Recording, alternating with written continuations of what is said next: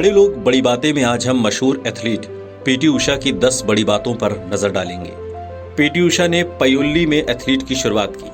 PT Usha का शुरुआती जीवन अपने गांव पयोल्ली में बीता, जो भारत के दक्षिण राज्य केरल का एक तटीय जिला है। उषा को एथलीट में माहिर खिलाड़ी होने के बाद पयोल्ली एक्सप्रेस के नाम से भी जाना जाने लगा। पीटी उषा को पयोल्ली एक्सप्रेस कहते थे। पीटी उषा का पूरा नाम पिलावुल्कंडी थिक्के पराम्बील उषा है। हालांकि दुनिया इन्हें पीटी उषा के नाम से ही जानती है। इसके अलावा इन्हें अक्सर queen of Indian track and field और पयोल्ली एक्सप्रेस के नाम से भी जाना जाता है। पीटी उषा ने चैंपियन से किया मुकाबला। पीटी उषा ने चौथी कक्षा से ही दौड़ना शुरू कर दिया था। उनके शारीरिक शिक्षा के अध्यापक ने उषा को जिले की चैंपियन से मुकाबला करने को कहा। वो जिला चैंपियन भी पीटी उषा के स्कूल में पढ़ती थी। उषा ने उस रेस में जिला चैंपियन को हरा दिया और अगले कुछ सालों तक वो स्कूल के लिए जिला स्तर के मुकाबले जीतती रहीं। कोच ने पीटी उषा की जिंदगी बदल दी। पीटी उषा की स्कूल के स्पोर्ट्स डिवीजन में मशहूर कोच OM नंबियार से मुलाकात हुई। नंबियार से मिलने के बाद उषा के करियर को नई उड़ान मिलनी शुरू हो गई। नंबियार ने उषा को एथलीट में और बेहतर करने के लिए प्रोत्साहित किया, साथ ही उन्हें शिक्षण देकर एक जबरदस्त एथलीट के रूप में तैयार किया। पीटी उषा के करियर में कई उतार चढ़ाव आए।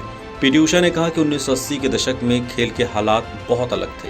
खेल में महिलाओं के आने को लेकर भी चर्चाएं होती रहती थी। एक एथलीट को सुविधाओं के लिए भी जद्दोजहद करनी पड़ती थी। उन्हें समाज के साथ साथ आर्थिक उतार चढ़ाव भी देखने पड़ते थे। पोषण आहार न मिलने से ओलंपिक हारी। उड़न परी पीटी उषा ने कहा कि उन दिनों भारत की ओर से खेलों में जो सुविधाएं थीं वो पर्याप्त नहीं थी।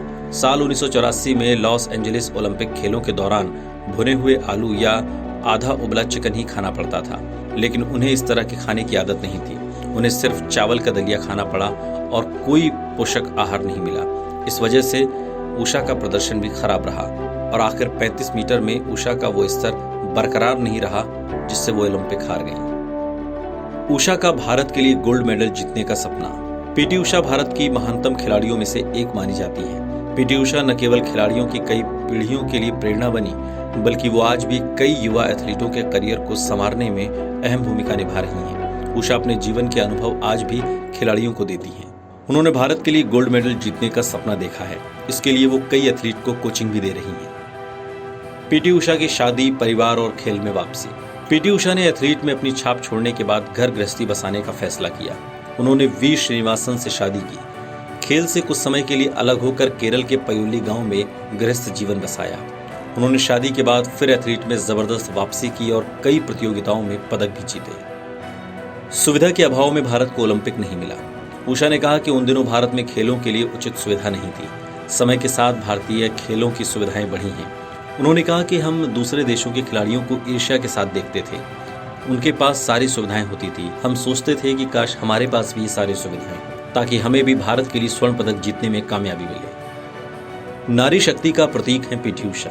पीटी उषा ने एथलीट की दुनिया में खूब नाम कमाया है। सामाजिक बंधनों को तोड़कर गांव से दुनिया तक का उनका सफर बेहद रोचक रहा। भारत सरकार ने उन्हें अर्जुन और पद्मश्री पुरस्कार से नवाजा है। बड़े लोग बड़ी बातें में आज इतना ही। आगे की कड़ी में कुछ नए किस्से और कहानी के साथ आपके सामने फिर हाजिर होंगे। तब तक देश और दुनिया की तमाम बड़ी खबरों के लिए देखते रहिए TV9 भारतवर्ष।